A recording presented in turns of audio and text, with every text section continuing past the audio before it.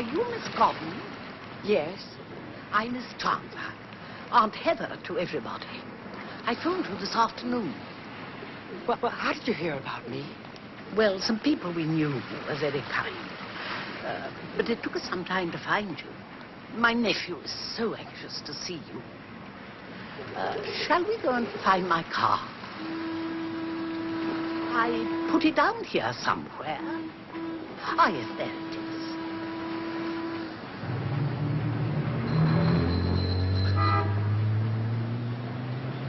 You see how small and inconspicuous my little car is. And yet, you know, it's always attracting the attention of the city police. Do get in and let's drive out of this windy town.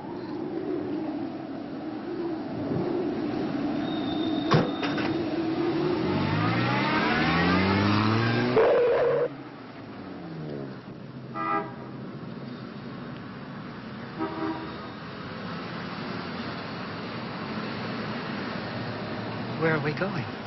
You'll see. Is it very far? These buses, they do loom up at you. How have you been getting on? It's been difficult for you to find work, hasn't it? Your nephew, he doesn't mind about what's happened to me? What's that there? It's a red light, Miss Chandler. How sudden they are. No, my nephew likes to help people in distress. He does these kind acts quite secretly. Now you've changed your name, haven't you? Yes, I have. Not that it matters. Men drivers.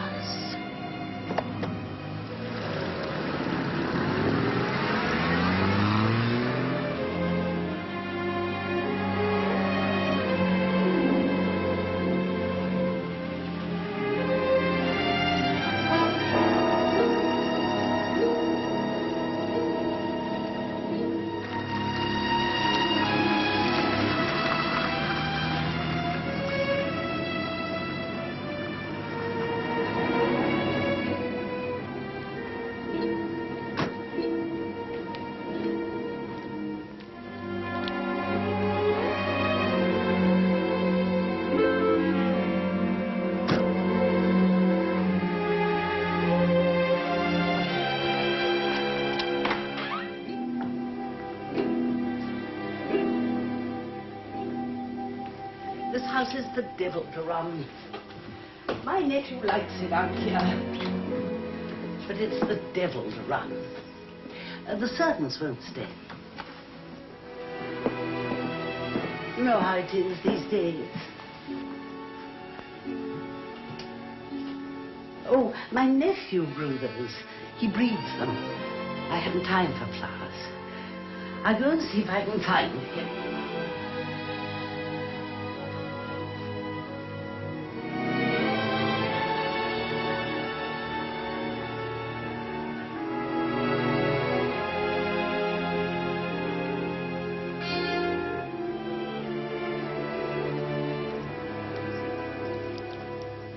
Evil-looking things, aren't they?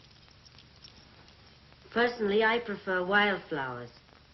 Do you come to join the family? Well, I think so. Good. There's a cinema 8 miles away, and there's a bus into Liverpool 3 times a week. So I don't suppose you'll die of excitement. But I haven't been taken on yet. I've only met Miss Chandler.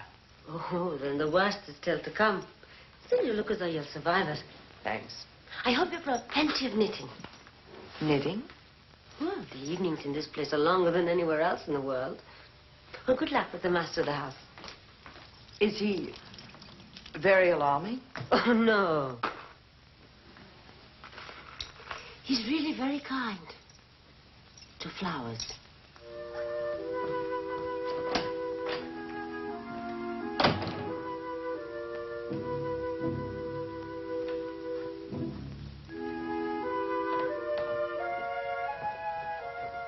Miss Gordon, I found him for you. I always know where to look for him. He's always in here her when he's not at work. Of course, he hasn't much time, but he loves his flowers. Miss Gordon is here. This is my nephew. I'll leave you to get acquainted.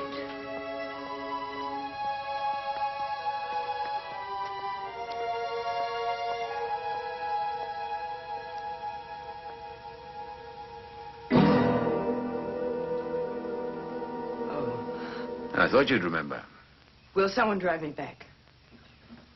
I want you to listen to me. I had to listen to you before. I was in a position where I couldn't avoid it. Didn't you get enough pleasure out of torturing me? I was only doing what I had to do. Now sit down. Let's discuss this. What a sense of humor. As far as I'm concerned, the past is over. I'm offering you a job. I'd rather scrub floors. Please, listen to me for a moment. I believe that I can trust you. I was removed from the medical register for outrageous and immoral conduct. Nevertheless, I still can trust you. We're all capable of doing something that the law doesn't approve of. I was in a position to observe you in a difficult situation. You observed me. I thought that you had courage and character. Give me a reference. You can't waste your life on the sort of job you'll get now. You need a chance to practice your profession. Just what does that mean? My wife is an invalid. Why me? Why have you been looking for me? Some time ago, she had a car accident, and I'm afraid that her brain was damaged. And she needs somebody to look after her. She can never be left alone, and her life has to be severely restricted. But she mustn't be made to feel a prisoner. Do you understand that? Where I come from, they weren't quite so tactful. I'm sorry. I see no reason to dwell on your past. If your wife's an invalid, she needs a nurse. There are plenty around. We've had some of them. All my wife needs is a companion, somebody that understands her. She's quite an attractive person in many ways. What do you say? I've told you. My car.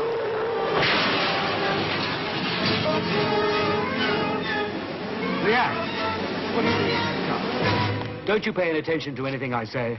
You all right? What a stupid way to build a garage.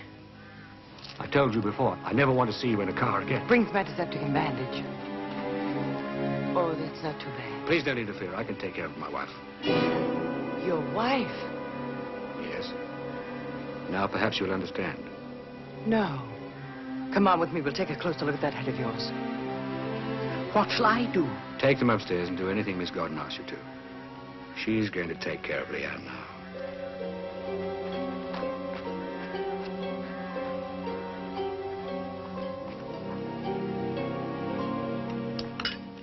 A little more? Oh, thank you very much, Aunt Helen. It's absolutely delicious. Oh, I'm flattered. Thank you. Miss Gordon, how do you like living in the north of England? I used to practice law in London, you know. Mostly divorces. Actresses ringing up in the middle of the night to ask my advice on small problems of personal inadequacy. Lucky fellow. Up here, it's all fatal accidents and violent crime. I miss the south. I've been told that the north is more friendly. Have you? No, I get the feeling that we've met before. You couldn't have. Miss Gordon's Canadian. She's only just come to England. Perhaps I'd better go upstairs and see how your wife is. No, she should rest. More wine, anybody? A glass for me, please. And you're supposed to be resting. I'm beautiful. That's what you're supposed to say. I'll say it for him. These lawyers, they always stick up for one another. But that's not the same thing at all. You're not my husband. You're a realist, Mrs. Dane. Stephen, you have a realist for a wife. Why didn't you stay in your room? I'm quite all right, thank you. In fact, I'm happy. So many people. It's almost a party. How do you like my new friend, Christine? Miss Charming. Aunt Heather, don't you think you should take the ladies into the sitting room? Oh, you just want to get rid of us so that you and Mr. Ablington can tell dirty stories. I'm afraid I don't know any. Ah, then you'll have a very dull time of it. Stephen's forgotten most of his stories. Isn't that right, darling? He's been so busy with all those murders and things. Now, I remember once at Cara, Leanne, don't the you house think in Ireland where I was born and raised. I remember when the big white doors would shut on the gentleman. I listened to what they were doing. Oh, they talked and drank till all hours. I remember once my father got so crazy. He brought one of the horses into the dining room, and I swear he gave it a buck of sport. Oh, I'm sorry. The whole county was talking about Captain Ferris and his drunken horse. Mr. Everlington, promise me you'll never do anything like that. Would you take my wife to her room, please? Come on, Leanne. I'd like to hear more about your house in Ireland. What? Yes. Really? Well, come on, then. I'll tell you all about it.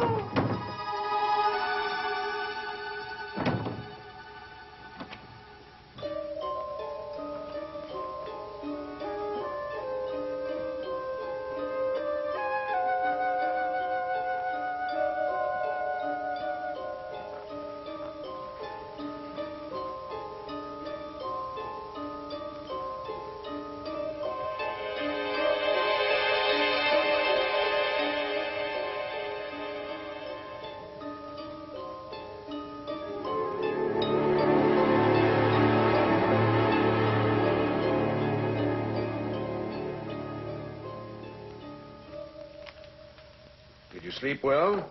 I found it difficult to go back to sleep after the telephone rang. Oh, I didn't hear it. I didn't hear the phone. You must have been dreaming.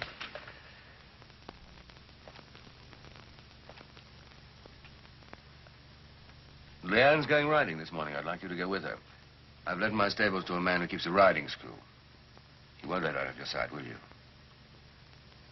She's not to be trusted.